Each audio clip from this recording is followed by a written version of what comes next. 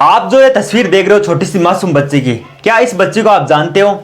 अगर जानते हो तो भी आप भूल गए होगे मेरे हिसाब से, क्योंकि इस बच्ची को आपने लगभग 1 साल से पहले देखा होगा सोशल मीडिया पर। लेकिन आज इसी बच्ची से मैं वापस आपको परिचित कराने आया हूं।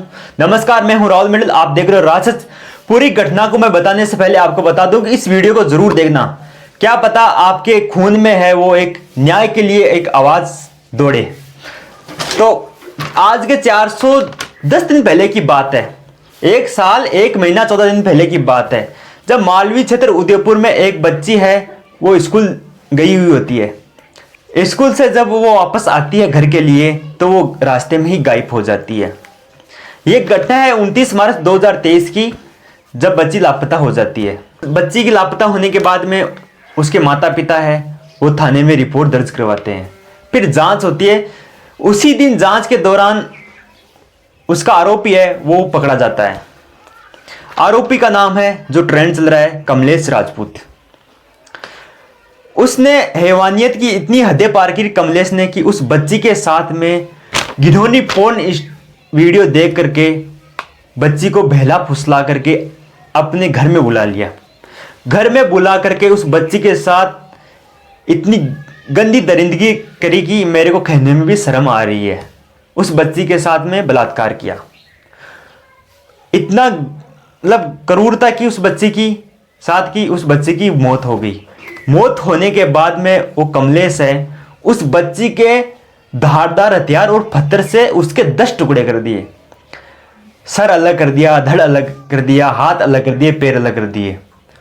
करने के बाद में जब उस कमलेश के जो माता पिता है घर आते हैं, तब परिवार को पता चल जाता है, तो वो परिवार से, माता पिता से माफी मांगने लगता है। गिड़गिड़ाता है उनके सामने, पापा गलती हो गई, मम्मी गलती हो गई। और माता पिता उसी पर्दे को छिपाने के लिए, उसी बेटे के अपराध को छिपाने के लिए उस बेटे के साथ हो जाते हैं। बाथरूम से उठा करके उस शव को, उस टुकड़े को किसी खंडर में फेंक आते हैं उस पूजा के। मतलब इतनी घिनौनी है, हद पार कर दी उनके माता पिता ने भी।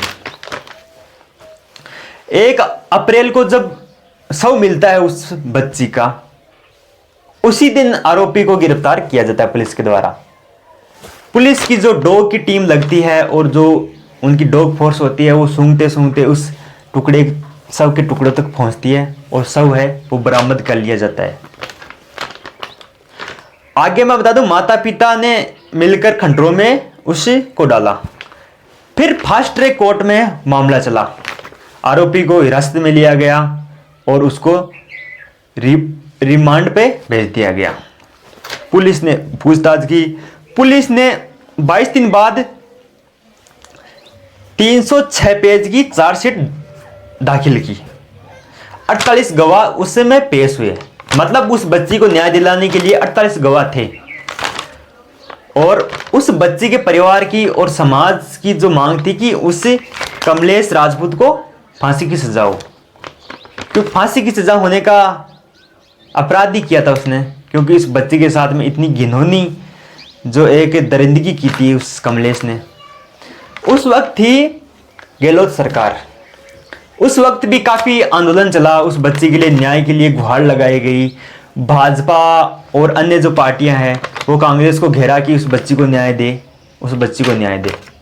मतलब आरोपी है, जेल में तो रहा, जेल में उसको वो सुख सुविधाएं मिलती रही, लेकिन उस बच्ची के साथ में जो एक कार्य किया, उस बच्ची को इतनी बेरहमी दरिंदगी करके मारा, उसके हिसाब से उसको न्याय नहीं मिला बच्ची को। और उस पार्टियां हैं वो बचाती रही। फिर आ गई भाजपा की सरकार। भाजपा की सरकार से भीलों ने उम्मीद लगाई कि भाजपा की सरकार न्याय दिलाएगी, लेकिन गहलोत की सरकार भी न्याय नहीं दिला सकी और भाजपा की सरकार, भजनलाल सरकार भी न्याय नहीं दिला सकी। बीच बीच में भीलों ने आवाज उठाई कि इस बच्ची को न्याय दो, बच्ची को न्याय दो। कई बार ट्विटर पर ट्रेंड भी चलता है, आज भी ट्रेंड चल रहा है। इसी वजह से मैं आज आया हूं आपके सामने। ट्रेंड ये चल रहा है कि पूजा के हत्यारों को फांसी दो। ऑफकोर्स फांसी होनी चाहिए, जांच अपनी जगह, न्याय अपनी जगह है। जब अब हमने श्रद्धा मर्डर का जो 35 टुकड़े किए थे ना, तब पूरे देश में ऐसे भूचाल आ गया था। पूरे देश में एक आवाज उठी थी, पूरे देश के समाज एकजुट हो चुके, सड़कों पे उतर चुके थे। लेकिन ये आदिवासी जो बच्ची है, इसको न्याय दिलाने के लिए कोई भी समाज आगे नहीं आ रहा है, ओनली भील आ रहे हैं। क्योंकि ये भील आदिवासी जाति की है। हमारे देश में जातिवाद है वो बहुत अच्छी तरीके से होता है। राजनीति हो चाहे कोई भी अपराध हो, अपराधी को बचाने के लिए जातिवाद फैले आता है, राजनीति को नेता को जिताने के लिए जातिवाद फैले आता है, क्योंकि ये जातिवाद का है। तो ये मामला है, अभी तक जो है परिवार को न्याय नहीं मिला है। कहने के लिए आरोपी है गिरफ्त में पुलिस की, लेकिन चार्जशीट दाखिल हो गई, सब कुछ हो गया, बयान हो गए, मामला सामने है, टुकड़े मिले हैं, सबूत 48 गवाह है उस वक्त पेश हुए हैं और हजारों गवाह है। लेकिन अभी भी जो न्याय मिलनी चाहिए, उस बच्ची को जो आत्मा को शांति मिलनी चाहिए, वो है उसी को फांसी की सजा। लेकिन अभी तक फांसी की सजा नहीं मिली। आप सोचोगे कि मैं फांसी की सजा की मांग कर रहा हूं, नहीं, मैं उनके जो समाज की और उस बच्ची के माता पिता की जो आवाज है उसको मैं आपके माध्यम से बता रहा हूं।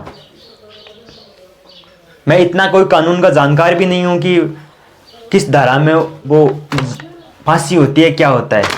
लेकिन जो उसकी माता पिता की जो आज मांग है वो उठाने का सबको अधिकार है। भले ही नेशनल मीडिया में आज वो खबर ट्रेंड वाली नहीं चल रही हो, लेकिन हम छोटे मोटे यूट्यूबर हैं। अगर हम एक न्याय की आवाज़ नहीं उठाएंगे तो फिर कौन उठाएगा। छोटी सी बच्ची है, 4 क्लास में पढ़ती है, 8 साल की है, उसको न्याय मिलना चाहिए। अगर न्याय नहीं मिलेगा तो आज ट्रेंड चल रहा है, कल को वापस चलेगा, सड़कों पे आएंगे लोग। इसको हानि किसको होगी?